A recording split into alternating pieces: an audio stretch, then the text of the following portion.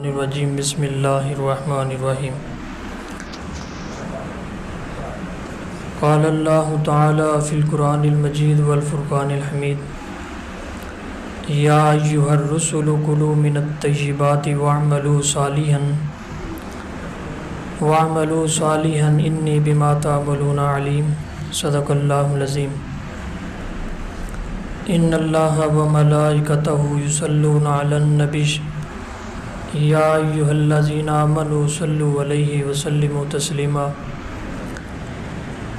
اللہم صلی علی سیدنا و مولانا محمد وعلی آل سیدنا و مولانا محمد وبارک وسلم وصلی علیہ رب اشرح لی صدری ویسر لی امری واحلل عقدۃ من لسانی یفقہوا قولی۔ اللہ جل مجدہ کی حمد و ثنا اور حضور نبی مکرم رؤوف الرحیم علیہ الصلاۃ والتسلیم کی ذات والا صفات پر ہدیہ درود و سلام پیش کرنے کے بعد دعا ہے اللہ تعالیٰ میری اور آپ کی حاضری قبول فرمائے۔ آج کے اس مقدس دن کی برکتیں اور رحمتیں ہمارے شامل حال فرمائے۔ معزز سامعین، ناظرین اور حاضرین، ہمارے معاشرے کا ایک بہت بڑا ناسور، بہت بڑی معاشرتی برائی جس میں بالعموم یہ سارا معاشرہ اس برائی میں جکڑا ہوا ہے الا ماشاء اللہ، وہ ہے رشوت کے معاملات۔ رزق حلال اور رشوت کے حوالے سے چند باتیں آج کی گفتگو میں انشاءاللہ آپ کے سامنے رکھوں گا۔ اللہ تعالی ہم سب کو عمل کی توفیق عطا فرمائے۔ رزق حلال کی اہمیت کے حوالے سے قرآن مجید میں آیات کثرت کے ساتھ موجود ہیں۔ جو آیت میں نے آپ کے سامنے پڑھی ہے اس میں اللہ تعالیٰ نے انبیاء کو حکم دیا ہے، حکم ارشاد فرمایا انبیاء کو، یا ایھا الرسل، اے رسولو، کلوا من الطیبات، پاکیزہ چیزوں میں سے کھاؤ، واعملوا صالحا، اور نیک اعمال کرو، انی بما تعملون علیم، بے شک جو کچھ تم کرتے ہو میں اس سے باخبر ہوں۔ اور بھی کئی مقامات پہ اللہ تعالیٰ نے جا بجا اس چیز کی ترغیب دی ہے اور حکم دیا ہے کہ ہمیشہ رزق حلال کا اہتمام کرو۔ احادیث بھی بہت ساری ہیں، میں چند احادیث آپ کے سامنے رکھتا ہوں جس سے یہ اندازہ ہوگا کہ رزق حلال کی کیا اہمیت ہے اور ہاتھ کی کمائی اس کی کیا فضیلت ہے، اور انسان جو ہے اس کی اصلاح میں رزق کا کتنا بڑا کردار ہوتا ہے رزق حلال کا۔ مشکوٰۃ شریف کی حدیث ہے، بڑی مشہور حدیث ہے، کئی مرتبہ آپ نے سنی ہوگی۔ حضور نے فرمایا طلب کسب الحلال فریضۃ بعد الفریضۃ، فرمایا کہ کسب حلال، رزق حلال طلب کرنا یہ فرض ہے بعد الفریضۃ، ایک فرض کے بعد فرض ہے۔ یعنی جو فرض عبادات ہم کرتے ہیں، نماز جس طرح فرض ہے، روزہ جس طرح فرض ہے، زکوٰۃ صاحب استطاعت پہ جس طرح فرض ہے، حج جس طرح فرض ہے، اسی طرح ان فرائض کو ادا کرنے کے بعد جو فرض انسان پر عائد ہوتا ہے وہ رزق حلال کا اہتمام ہے اور رزق حلال کو تلاش کرنا ہے۔ اگر انسان رزق حلال تلاش نہیں کرے گا تو پھر لامحالہ وہ رزق حرام میں پڑے گا اور فقر میں پڑے گا، اور فقر سے حضور صلی اللہ علیہ وآلہ وسلم نے پناہ مانگی ہے۔ تو اس لیے فرمایا کہ طلب کسب الحلال فریضۃ بعد الفریضۃ، کہ رزق حلال کی کوشش کرنا اور رزق حلال تلاش کرنا کمانا یہ فرائض کے بعد یہ بھی ایک فرض ہے۔ اسی طرح حضور صلی اللہ علیہ وآلہ وسلم نے ارشاد فرمایا، بخاری شریف کی حدیث ہے، آپ نے فرمایا ما اکل احد طعاما قط خیرا من یاکل من عمل یدیہ، کہا کہ کوئی بھی اچھا کھانا نہیں ہے، ما اکل احد طعاما، تم میں سے کسی نے اس سے اچھا کھانا نہیں کھایا جس بندے نے اپنے ہاتھ سے کما کر کھانا کھایا ہو۔ کہا کہ سب سے بہترین کھانا جو ہے وہ کھانا ہے جو انسان اپنے ہاتھ سے کما کر کھاتا ہے۔ وَإِنَّ نَبِيَّ اللَّهِ داود علیہ السلام، اور اللہ کے نبی حضرت داود علیہ السلام کانا یاکل من عمل یدیہ، اور حضرت داؤد علیہ السلام جو ہیں ان کے متعلق فرمایا کہ وہ اپنے ہاتھ سے کما کر کھاتے تھے۔ اور ایک روایت میں حضور نے یہ فرمایا کہ کوئی نبی ایسا نہیں گزرا جس نے بکریاں نہ چرائی ہوں، اور حضور صلی اللہ علیہ وسلم نے اپنے متعلق ارشاد فرمایا کہ میں مکے میں زمانہ جاہلیت میں اعلان نبوت سے پہلے لوگوں کی اجرت پر بکریاں چرایا کرتا تھا۔ قراریت کا لفظ آپ نے استعمال کیا کہ ان کے عوض میں مکے میں بکریاں لوگوں کی چراتا تھا جس کے بدلے میں مجھے معاوضہ ملتا تھا۔ تو رزق حلال کمانا، محنت اور مزدوری کرنا، اپنے ہاتھ سے کمانا، یہ انبیاء کا شیوا ہے اور انبیاء کی سنت ہے۔ پھر جو بندہ رزق حلال کماتا ہے اللہ تعالیٰ کی بارگاہ میں اس کا کیا مقام اور مرتبہ ہے۔ حضور صلی اللہ علیہ وسلم نے ایک مرتبہ حضرت سعد بن معاذ سے مصافحہ کیا، بڑے جلیل القدر صحابی ہیں حضرت سعد بن معاذ، ان سے آپ نے مصافحہ کیا۔ تو مصافحہ کے دوران حضور نے حضرت سعد بن معاذ کے ہاتھوں کی سختی کو محسوس کیا۔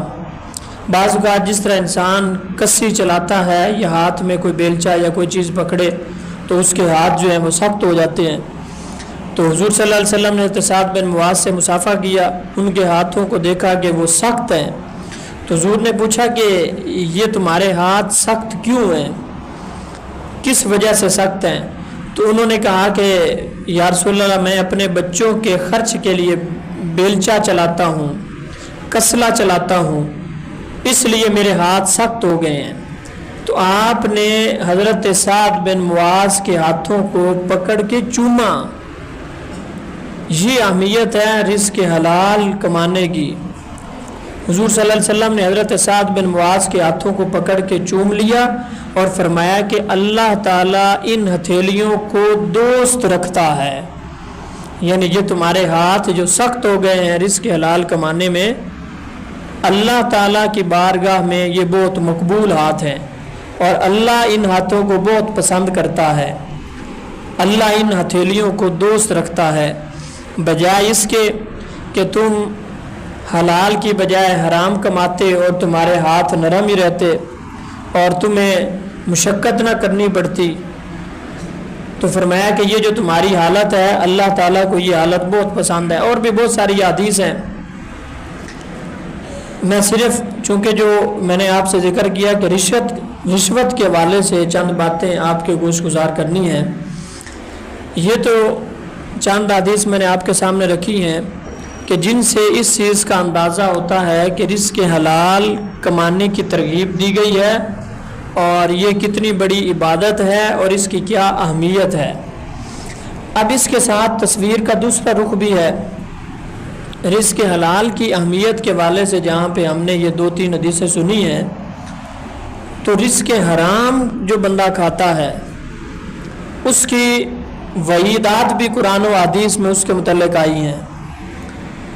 مشکات شریف کی حدیث ہے، حضرت جابر فرماتے ہیں کہ حضور صلی اللہ علیہ وآلہ وسلم نے ارشاد فرمایا، آپ نے فرمایا لا يدخل الجنت لحم نبت من السحت، حضور نے فرمایا کہ جنت میں وہ گوشت داخل نہیں ہو سکے گا، جنت میں وہ گوشت جسم کا وہ حصہ وہ گوشت داخل نہیں ہو سکے گا نبت من السحت جو حرام کھانے سے بنا ہو، یعنی انسانی جسم کے اعضاء کے وہ حصے اور وہ گوشت ہڈیوں کے اوپر جو چڑھا ہوا ہے، کہا کہ وہ جنت میں داخل نہیں ہو سکے گا۔ کون سا گوشت؟ جو حرام کی کمائی سے، حرام کھانے سے بنا ہو۔ وَكُلُّ لَحْمٍ نَبَتَ مِنَ السُّحْتِ كَانَتِ النَّارُ، اور فرمایا کہ ہر وہ گوشت جو حرام کی کمائی سے بنا ہو وہ اس چیز کا زیادہ حقدار ہے، کانت النار اولا بھی، کہ وہ دوزخ میں جائے۔ اس حدیث میں حضور صلی اللہ علیہ وسلم نے کتنی سخت وعید رکھی ہے اور بتائی ہے کہ جو بندہ رزق حلال کا اہتمام نہیں کرتا اور رزق حرام کھاتا ہے، اپنے بچوں کو کھلاتا ہے اور اس کے جسم کا گوشت حرام کی کمائی سے بن گیا ہے، کہا کہ اس کا اللہ تعالیٰ کے ہاں اس کی سزا یہ ہے کہ قیامت کے روز وہ گوشت جنت میں داخل نہیں ہو سکتا۔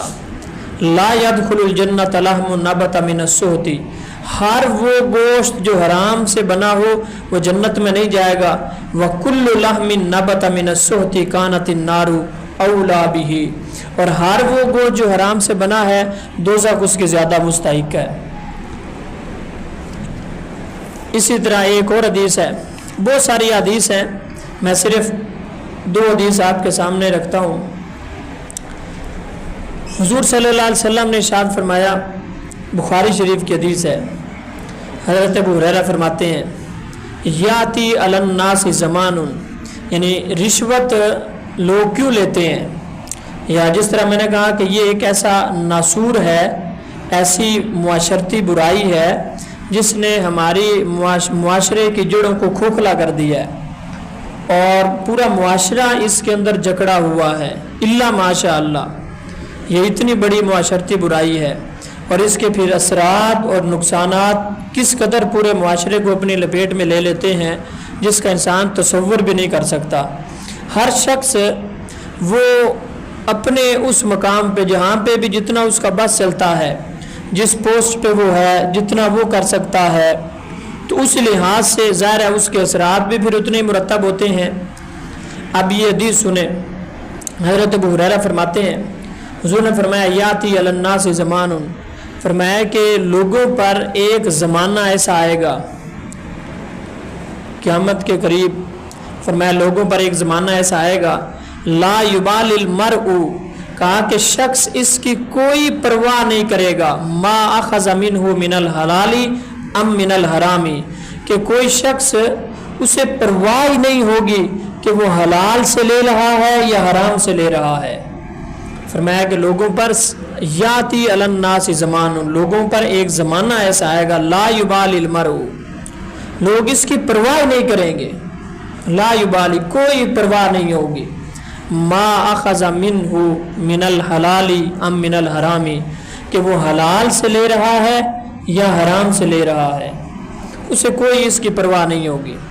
چند ٹکوں کے لیے اپنا ایمان بیچ دے گا، جھوٹ بولے گا، یہ سارے معاملہ۔ تو یہ وہ دور آ گیا ہے کہ جس دور کے متعلق حضور صلی اللہ علیہ وسلم نے یہ فرمایا تھا کہ اس زمانے میں لوگوں کو پرواہ نہیں ہوگی۔ اب رشوت جو ایک اتنا بڑا معاشرتی ناسور ہے، اس حوالے سے بھی ایک حدیث سنیں۔ حضور صلی اللہ علیہ وسلم ارشاد فرماتے ہیں، جس قوم میں سود پھیل جائے، جس قوم میں سود پھیل جائے وہ قحط کی مصیبت میں ڈال دی جاتی ہے، قحط اور گرانی کی مصیبت میں کہا کہ اس کو ڈال دیا جاتا ہے، اور جس قوم میں رشوت پھیل جائے اس پر رعب ڈال دیا جاتا ہے۔ جس فرد پر ظاہر ہے جو شخص رشوت لے گا فرد، اس پر رعب ڈال دیا جائے گا، اور جو بحیثیت قوم پوری قوم اس میں ملوث ہو جائے تو کہا کہ ان پر بھی رعب ڈال دیا جاتا ہے۔ یہ دنیا میں اس کا سمجھ لیں کہ ایک نقصان ہے اور اس کا عذاب ہے۔ کہا کہ جس معاشرے میں سود پھیل جائے اس میں قحط کی مصیبت، اس پر قحط کی مصیبت ڈال دی جاتی ہے، اور جس قوم میں رشوت پھیل جائے اس پر رعب ڈال دیا جاتا ہے۔ اور اس کا منظر ہم اپنی آنکھوں سے دیکھتے ہیں۔ تو رشوت جو ہے اس کی میں نے کہا کئی صورتیں ہیں۔ ہم بعض اوقات یہ ہمارے معاشرے میں لوگ رشوت دیتے ہیں، لوگ رشوت لیتے بھی ہیں، لیکن اس کو رشوت سمجھتے نہیں ہیں. اس کا نام ہدیہ رکھ لیں یا اس کا نام تحفہ رکھ لیں، رشوت رشوت ہی رہے گی. نام بدلنے سے اس کی اصلیت میں تبدیلی نہیں آ سکتی. یہ ہم اپنے آپ کو دھوکہ دے سکتے ہیں، سامنے والے کو دھوکہ دے سکتے ہیں، لوگوں کی آنکھوں میں جو ہے دھول جھونک سکتے ہیں، لیکن اللہ کو دھوکہ نہیں دے سکتے کہ یہ ہدیہ ہے، یہ تحفہ ہے. اس حوالے سے ایک بخاری شریف کی حدیث سنیں، بہت ساری روایات ہیں، اس حدیث سے بات کھل کے واضح ہو جائے گی.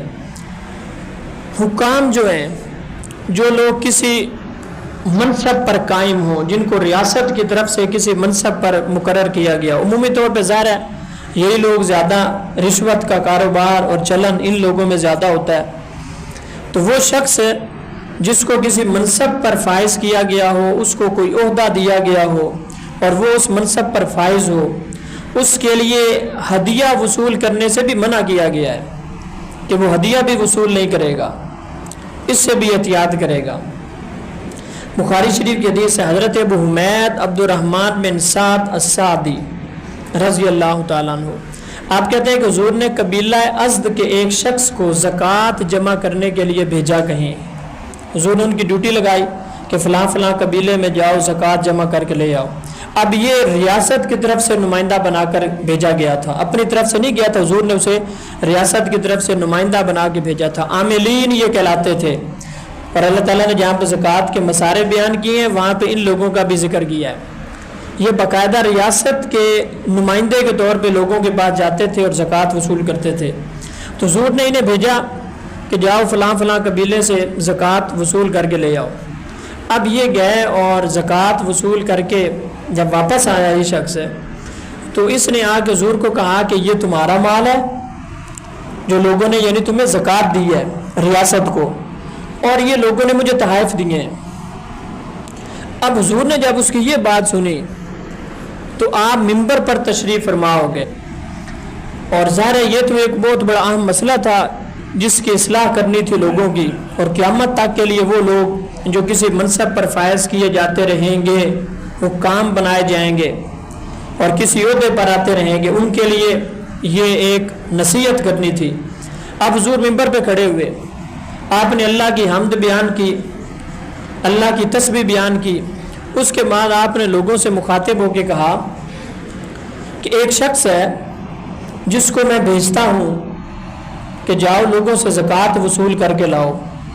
وہ جاتا ہے اور لوگوں سے زکوٰۃ وصول کرتا ہے، مختلف قبائل سے زکوٰۃ وصول کر کے آتا ہے اور آ کے مجھے یہ کہتا ہے کہ یہ تمہارا مال ہے، یعنی جو زکوٰۃ کا مال ہے، اور یہ لوگوں نے مجھے تحائف دیے ہیں. اب حضور نے کتنے سخت الفاظ ارشاد فرمائے ہیں.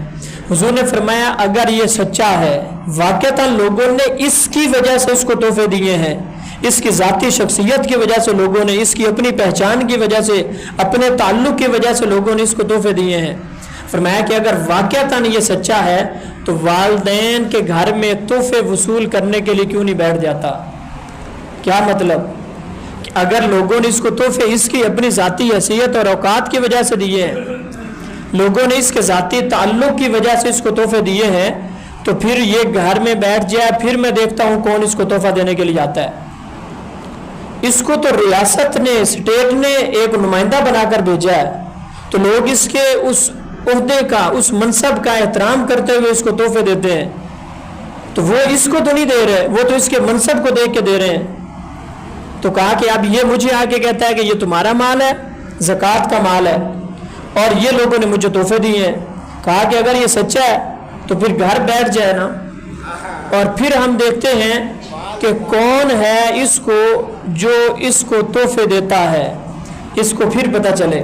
پھر حضور نے آگے کا ارشاد فرمایا اللہ کی قسم تم میں سے جو بھی کسی دوسرے کے ناحق چیز کو وصول کرے گا قیامت کے دن اس چیز سمیت اللہ کے سامنے پیش ہوگا. اس لیے یہ بھی ایک رشوت کی ایک قسم ہے کہ جو شخص ایک منصب پہ بیٹھا ہے، اس کے پاس ایک عہدہ ہے، لوگ اس سے کام کروانے کے لیے آتے ہیں، تو اس کے لیے جائز نہیں ہے کہ لوگوں سے تحفے وصول کرے. حضور صلی اللہ علیہ وسلم فرماتے ہیں کہ یہ اس کا مال نہیں ہے، اس کو اس چیز سے بھی بچنا چاہیے، ورنہ وہ اللہ تعالیٰ کی بارگاہ میں اس کا بھی جواب دہ ہے۔ اسی لیے مسند امام احمد بن حنبل کی روایت ہے، حضرت ابو ہریرہ سے مروی ہے، ان جعل قاضیا بین الناس فقد ذبح بغیر سکین۔ حضور نے فرمایا کہ جس بندے کو قاضی بنا دیا گیا، جج بنا دیا گیا، فیصل بنا دیا گیا، کہا کہ اس کو گویا کہ بغیر چھری کے ذبح کر دیا گیا۔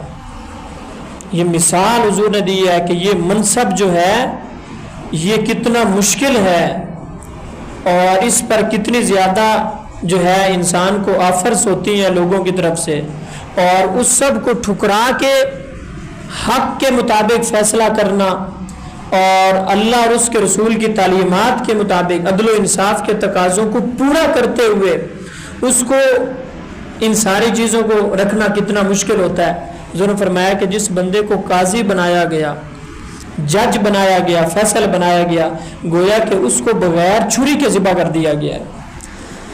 پھر ایک اور حدیث ہے، حضرت بریدہ سے روایت ہے، کہتے ہیں کہ حضور صلی اللہ علیہ وسلم نے ارشاد فرمایا، اب اس میں حضور نے کتنا واضح ارشاد فرما دیا، فرمایا کہ ہم جس کو ذمہ داری دیتے ہیں، حضور فرماتے ہیں کہ ہم جس کو ذمہ داری یعنی اسٹیٹ میں کوئی اس کو عہدہ دیتے ہیں، کوئی اس کو منصب دیتے ہیں، ہم جس کو کوئی ذمہ داری دیتے ہیں اس کا روزینہ مقرر کرتے ہیں، اس کی سیلری اور تنخواہ مقرر کرتے ہیں۔ یہ حضور فرما رہے ہیں کہ ہم جس کو ذمہ داری دیتے ہیں، جس کو کوئی منصب دیتے ہیں، اس کو عامل مقرر کرتے ہیں، کوئی بھی اس کو ذمہ داری پہ فائز کیا جاتا ہے کسی عہدے پر، کہا کہ ہم اس کا روزینہ مقرر کرتے ہیں، اگر وہ اس کے علاوہ کچھ وصول کرتا ہے تو خیانت اور بددیانتی کرتا ہے۔ اب مجھے بتائیں کہ ہمارے معاشرے میں کون سا ایسا محکمہ ہے جس میں رشوت کے بغیر کام ہوتا ہے؟ الا ماشاء اللہ۔ چائے پانی کے نام پہ تھانے کچہریوں میں، عدالتوں میں، ہر جگہ پہ جتنا جس کا بس چلتا ہے، یعنی لوگوں کو اپنے جائز حلال کام کروانے کے لیے بھی رشوت دینی پڑتی ہے۔ ایک تو یہ ہے نا کہ کوئی شخص ناجائز کام کسی سے نکلوائے، ناجائز کام کوئی شخص کسی سے نکلوا رہا ہو، یہ اس کا حقدار نہیں ہے، اس کو پیسے دے کے اس سے وہ چیز لے رہا ہے، وہ تو ایک الگ بات ہے۔ لیکن جس معاشرے میں ہم جی رہے ہیں اور جہاں ہم زندہ ہیں، یہ تو وہ معاشرہ ہے کہ جہاں پہ لوگوں کو اپنا جائز حق لینے کے لیے، جائز حق لینے کے لیے بھی پیسے دینے پڑتے ہیں۔ تو حضور صلی اللہ علیہ وسلم نے ارشاد فرمایا کہ اللہ نے فرمایا کہ ہم جس کو مقرر کرتے ہیں ہم اس کا روزینہ مقرر کرتے ہیں۔ بھئی تنخواہ تھوڑی ہے تو چھوڑ دو، نہ کرو یہ جو تم۔ کئی لوگ ہیں منہ بھر کے کہتے ہیں جی ہمارا سکیل چھوٹا ہے، ہمارا پے سکیل چھوٹا ہے تو ہمارا اس سے گزارا نہیں ہوتا۔ بھئی تمہارا گزارا نہیں ہوتا، تمہیں کس نے کہا تم یہ جاب کرو؟ اس کے حرام تو نہ کھاؤ، رشوت تو نہ لو، کوئی گنجائش باقی نہیں بچتی۔ تمہارا گزارا ہوتا ہے یا نہیں ہوتا، تمہارا پے سکیل چھوٹا ہے یا بڑا ہے، کوئی گنجائش نہیں ہے کہ کوئی شخص رشوت لے کے یہ کام کرے۔ اور لوگ منہ بھر کے کہتے ہیں کہ بھائی جو ہم کیا کریں، ہمارا پے سکیل ہی اتنا ہے، ہمارا کام اتنا زیادہ ہوتا ہے اور گورنمنٹ میں ہماری سیلریاں اتنی کم مقرر کی ہیں، اگر ہم اوپر چائے پانی کا خرچہ نہ لیں تو ہمارا گھر کا نظام نہیں چلتا۔ تو پھر گھر کا نظام نہیں چلتا تو پھر چھوڑ دیں۔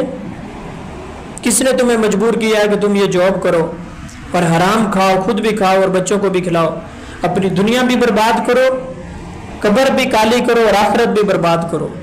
تو کوئی ضروری نہیں ہے اگر اس میں گزارا ڈبل جاب کرو، یہ اتنا فضیلت والا کام ہے۔ میں نے آپ کے سامنے حدیث پڑھی ہے کہ حضور نے سعد بن معاذ کے ہاتھوں کو دیکھا سخت تھے، حضور نے پوچھا کیا کرتے ہو؟ کہا کہ یا رسول اللہ اپنے بچوں کے لیے کسلا چلاتا ہوں، بیلچا چلاتا ہوں، جس کی وجہ سے ہاتھ سخت ہو گئے ہیں۔ حضور نے ان ہاتھوں کو پکڑ کے چوما اور کہا کہ اللہ ان ہاتھوں کو دوست رکھتا ہے۔ تو پھر یہ منصب حاصل نہیں ہوگا، نہیں گزارا ہوتا تو محنت کریں، ڈبل جاب کریں، اوور ٹائم لگائیں، لیکن یہ کہنا کہ ہمارا اس سیلری میں گزارا نہیں ہوتا تو میں خرچہ پانی لیتا ہوں، چائے پانی لیتا ہوں، لوگوں کی مجبوریوں سے فائدہ اٹھاتا ہوں، اس کا اسلام قطعاً کوئی اجازت نہیں دیتا۔ یہ ساری کی ساری رشوت ہے، چاہے چائے پانی کے نام پہ ہو، تحفے کے نام پہ ہو، جس مرضی نام پہ ہو، لوگوں کو دھوکہ دے سکتے ہیں، اللہ کو دھوکہ نہیں دے سکتے۔ تو یہ ساری رشوت کی صورتیں ہیں۔ اب رشوت لیتے کیوں ہیں؟ ایک بات یہ بھی ہے، اس کے دو بڑے سبب ہیں۔ ایک تو یہ ہے کہ جن لوگوں کے اندر عیش پرستی کی وبا پھیل جاتی ہے، یعنی اچھا بھلا گھر کا نظام چل رہا ہے تو بس عیاشانہ زندگی گزارنے کے لیے رشوت لینا۔ عمومی طور پہ میں اکثر کہتا ہوں کہ لوگ جب رشوت لیتے ہیں یا حرام کماتے ہیں تو اکثریت جو ہے وہ پیٹ پالنے کے لیے یا دو لقمے کھانے کے لیے وہ حرام نہیں کھاتے، ان کے گھر کا نظام چل رہا ہے، روکھی سوکھی حلال سے کھا رہے ہیں۔ حرام اس لیے ہمارے معاشرے میں عام ہو گیا ہے کہ عیاشانہ زندگی کی وبا پھیل گئی ہے۔ میں یہ چاہتا ہوں کہ میرا لیونگ سٹائل جو ہے وہ اچھا ہو، سٹینڈرڈ لائف جو ہے وہ گزاروں میں، اور جس طرح میرا ہمسایہ زندگی گزار رہا ہے میں بھی ویسے گزاروں۔ جتنا اچھا گھر اس کا ہے اتنا اچھا میرا بھی ہونا چاہیے، جتنی اچھی گاڑی اس کے پاس ہے اتنی میرے بھی پاس ہونی چاہیے، جتنا اچھا لباس وہ پہنتا ہے میں بھی پہنوں۔ تو جب انسان یہ کام کرتا ہے تو پھر اس کا نقصان کیا ہوتا ہے؟ نتیجتاً آمدن اور خرچ میں توازن برقرار نہیں رہتا۔ اب آمدن اتنی ہے نہیں کہ انسان عیاشانہ اور اس طرح کی زندگی گزار سکے، پھر رشوت لے گا، پھر سود کھائے گا۔ تو رشوت کا ایک بڑا سبب یہ بھی ہے۔ آپ دیکھ لیں، تجربہ کسی محکمے میں چلے جائیں، جو بندہ رشوت لیتا ہے وہ رشوت اس لیے نہیں لے رہا ہوگا کہ اگر رشوت نہیں لیتا تو اس کے گھر کا نظام نہیں چلتا، اس کے بغیر رزق حلال سے اس کے گھر کا نظام چل رہا ہے، اللہ ماشاء اللہ شاید کوئی ایسا کیس ہو، لیکن نہیں، ایسا ہوتا نہیں ہے، اس کے گھر کا نظام چل رہا ہے۔ وہ رشوت اس لیے لیتا ہے کہ وہ اس نے دنیا کو دکھانا ہے کہ جس طرح دوسرے لوگ عیاشانہ زندگی گزار رہے ہیں تو ایک اچھا جو ہے لیونگ سٹائل میرا بھی ہونا چاہیے، میں بھی اس طرح کی زندگی گزاروں۔ ایک سبب یہ ہے۔ دوسرا یہ ہے کہ باہمی تعاون کا فقدان ہے، یعنی ایک شخص اس منصب پہ بیٹھا ہے، اس کو پتہ ہے کہ اس بندے کی مجبوری ہے، اس نے میرے پاس ہی آنا ہے، گورنمنٹ کا کام ہے، میرے پاس نہیں آئے گا تو اس کے پاس جائے گا، وہ بھی اپنا ہی ہے، ہمارے محکمے میں اس کا کام یہیں سے ہی ہونا ہے، تو اس کی مجبوری ہے، اس کے بغیر اس کی جان چھوٹنے والی نہیں ہے، اور یہ پیسے دے گا تو اس کا کام ہوگا، ورنہ پھر پھرتا رہے اور کسی نے تو کرنا نہیں ہے۔ یہ کوئی سودا سلب تو نہیں ہے کہ اس دکان سے نہیں ملے گا تو اس سے لے لے گا، اسی محکمے سے کام ہونا ہے تو ہمارے پاس ہی آئے گا، تو وہ اس مجبوری سے فائدہ اٹھاتے ہیں۔ اور حضور صلی اللہ علیہ وسلم نے ارشاد فرمایا المسلم اخو المسلم لا یظلمہ ولا یخذلہ، کہا کہ مسلمان تو مسلمان کا بھائی ہے، اس کو دھوکہ نہیں دیتا، اس پر ظلم نہیں کرتا۔ جب یہ چیز ختم ہو جاتی ہے تو ظاہر ہے پھر انسان رشوت کی طرف بڑھتا ہے۔ تو اس لیے یہ ساری کی ساری رشوت کی صورتیں ہیں اور یہ ایک معاشرتی ناسور ہے، مجھے اور آپ کو اس سے بچنا ہے۔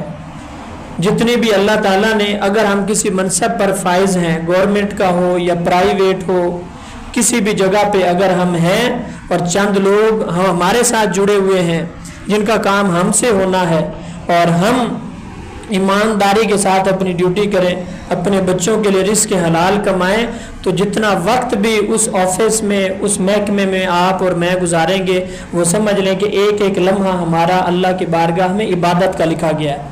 ورنہ محنت بھی کر رہے ہیں اور رزق حرام خود بھی کھا رہے ہیں، بچوں کو بھی کھلا رہے ہیں، اور دنیا بھی برباد کر رہے ہیں اور آخرت بھی برباد کر رہے ہیں۔